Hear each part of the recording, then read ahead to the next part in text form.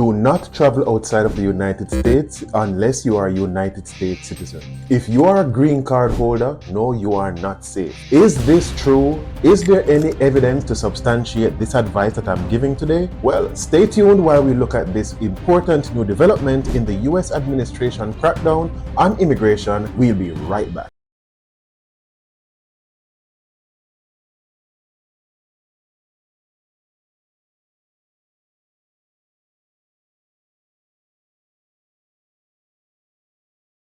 Back to the next level life hacks, where we take the next steps needed to grow towards our financial freedom and our success. Thank you for clicking on this video as it came up in your timeline. I appreciate you watching this video today, and I will make sure that this information that I give to you is important as usual and very relevant. Now, as usual, if it is that you have important immigration matters that you need advice on, consultation, even if it is that you wanted a second opinion versus what you were being told by a previous immigration attorney or consultant, check in the description box below for our consultation agency. Give them your subscriber ID from this channel and you will be entitled to an up to 60-minute free consultation that you can have all immigration matters explained to you, and you will know what the next steps should be. Now, imagine yourself arriving back home within the United States after visiting family abroad, and to be pulled aside, interrogated for hours, and asked to voluntarily give up your green card or your legal permanent status. Now, this is a reality and it is going on right now. This is why you need to listen to this content today so that you can be advised as to what is happening and make the best decision. Now, if you are a green card holder, a H-1B, or an international student here on a visa, then this video is very critical for you because it is a wake-up call. You are not as safe as you used to think. I have to admit that even in previous content, I had given advice, and even to some of my friends, I had erroneously said to them in the past that, hey, you are not in any problems once you're a green card holder. What am I doing wearing these glasses? And then there's going to be the reflection from the lights. I am sorry, let's get back on track. Now, I used to be giving advice previously on this channel and also to my friends that, hey, once you're a green card holder, you are safe, you are not in any problems. However, the landscape has changed. And that is why you need to be kept up to date, and another reason for you to subscribe so that I can keep you up to date as to the changing policies within the United States immigration. Because yes, even legal immigrants are being caught in the dragnet of the US immigration crackdown. So today you will learn why traveling abroad is suddenly risky, how long you can safely stay outside of the United States as a green card holder, what you should do before boarding your next flight or before you even book your next ticket, and what you should do and expect once you are returning into the United States. I am also going to be justifying this content by giving you real life recent situations of persons who are green card holders, foreign students, H-1B visa candidates who have been turned away at the borders, and they have either been detained or deported back home. So make sure you stay tuned. Now, what is going on? The Trump administration is actively reviewing all immigrant status, even green card holders.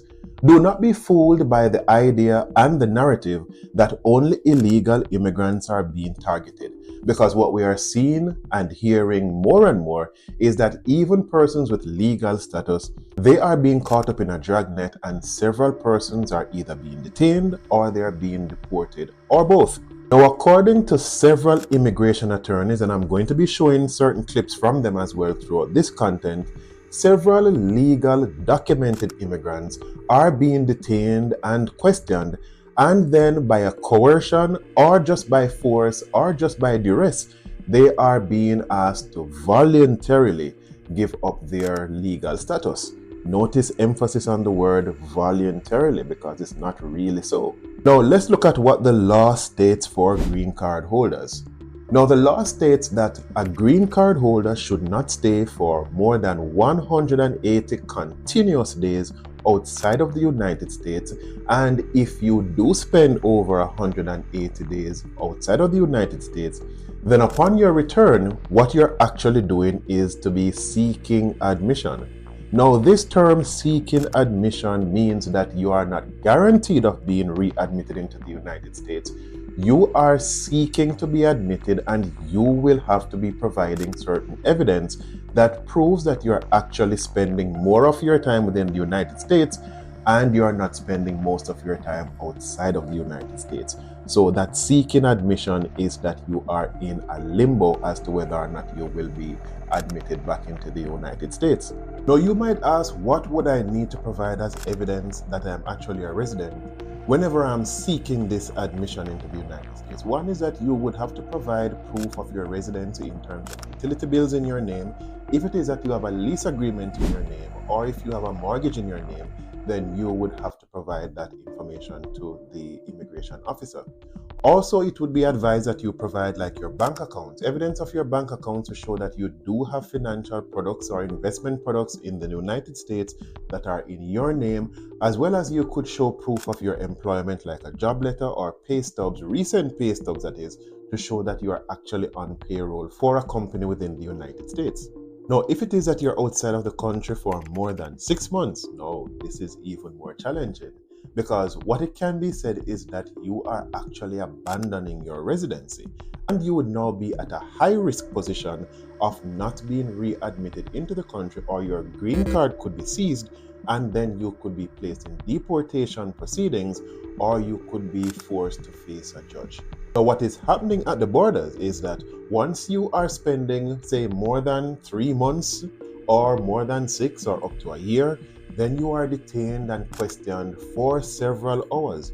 And then what inevitably happens is that you are so tired from a long flight, then spending several hours being detained and questioned, that you opt to, say, voluntarily give up your green card, not realizing that you just signing that I-407 is a permanent decision that you're making, and oftentimes it's impossible to reverse. So what you will realize is that whereby you would once think that you are a green card holder and it is that you're safe to travel in and out of the country, this situation is not so anymore during this new immigration crackdown. Another situation is that if it is that you're traveling frequently on your green card in and out of the country, the question then arises, are you really a resident within the United States? Are you pursuing other ventures outside of the United States? Are you accounting for them even in your taxes? And if it is that you actually qualify for a green card. Now, what are the real life examples that I mentioned before? There is a Canadian actress who just went to the border to get her TN visa renewed. She was actually detained and sent back to Canada.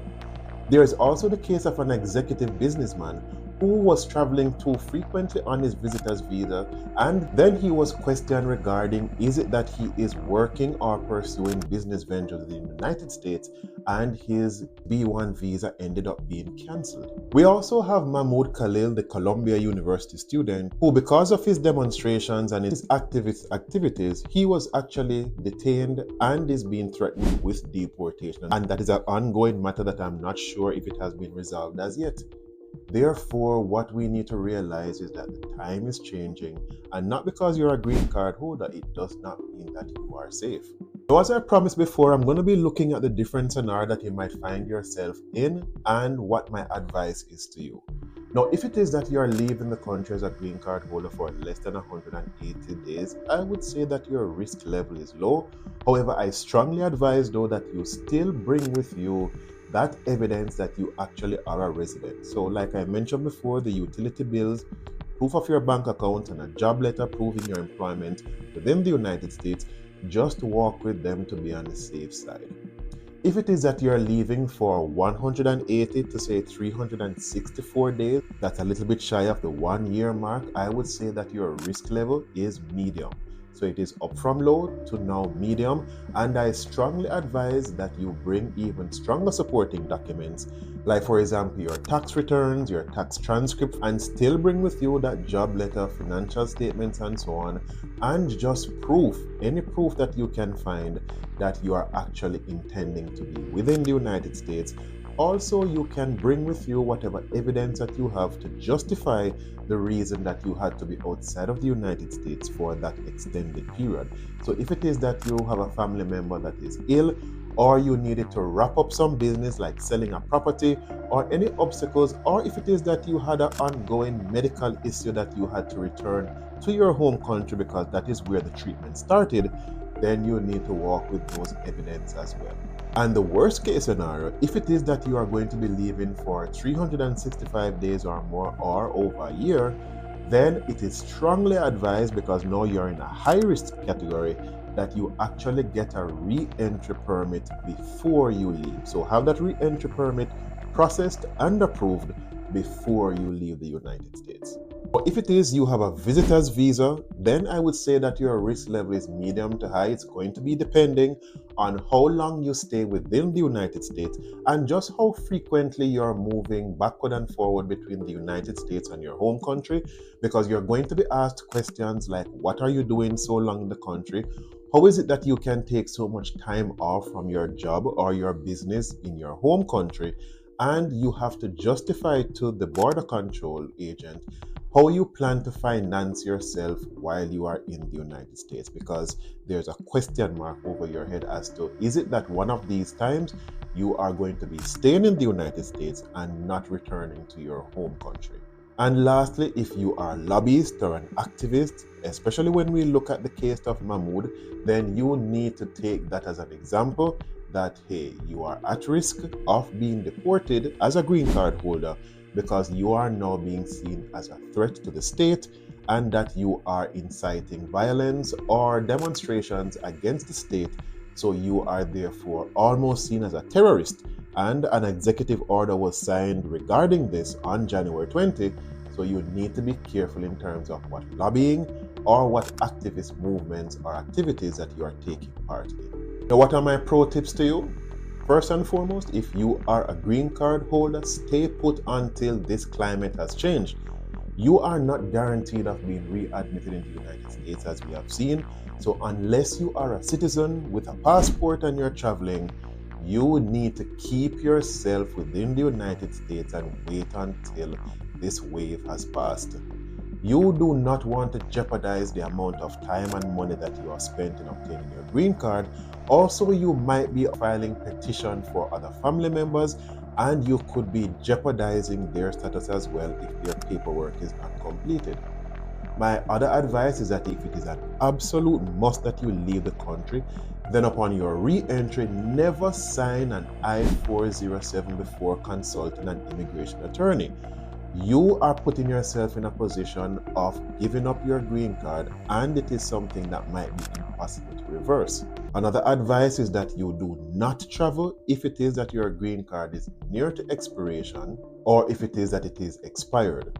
My advice again is also avoid one-way tickets, because that can get you into serious problems, especially if you are on a tourist visa. There is no way you should be booking a one-way ticket here. You must show evidence of a return flight back to your home country. My next advice is that you keep digital and paper copies as evidence that you are a resident within the United States. And also you need to realize that while you are coming back into the United States, that Customs and Border Patrol or the immigration agent has every right to search your phone and to scrutinize your social media posts.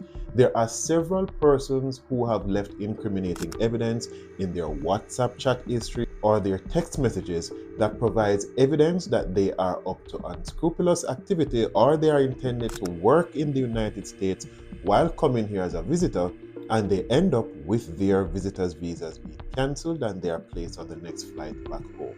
It has gotten so serious that I have seen immigration attorneys themselves that have mentioned that they no longer travel with their cell phones when leaving the country. If I travel overseas, I'm not bringing my phone with me. There's all kinds of things that are going on at the border right now. You really need to be careful. You really need to be worried.